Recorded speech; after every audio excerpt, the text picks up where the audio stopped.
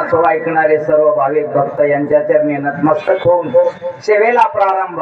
सेवेलागी सेवक झालो तुमच्या लागलो निज चरणा आहो स्वामी तुकया देवा यावरी न करावा अजर जयांचे केली स्मरण होय सकळ विद्यांचे अधिकरण ते जीवंदू श्री चरण ते नमस्कारोनी आता प्रस्तुत प्रसंगी या ठिकाणी हनुमानजी जे असणारे द्रोणागिरी पर्वत आणण्यासाठी सज्ज झालेले आहेत आणि स्वतः जे असणारा आवेश आलेला आहे आणि आपली शेपटी त्या ठिकाणी भूमीवर आपटलेली आहे। आवेश पूर्ण त्या ठिकाणी सगळे शरीर जे असणार रोमांचित झालेलं आहे आणि भयानक स्वरूप धारण करू लागलेले आहे।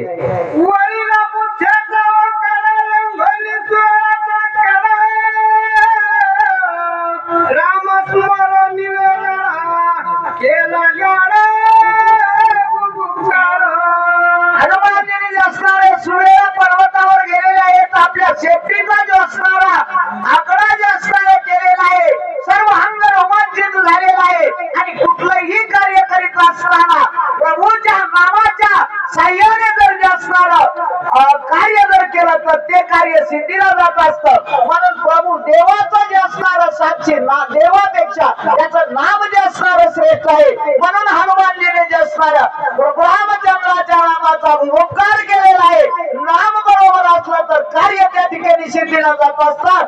हनुमानजीने प्रभू रामचंद्राचं नामस्मरण केलेलं आहे आणि उड्डाण करण्यासाठी सुरेला पर्वतावर सज्ज झालेले आहेत। आता उड्डाण होऊ लागल।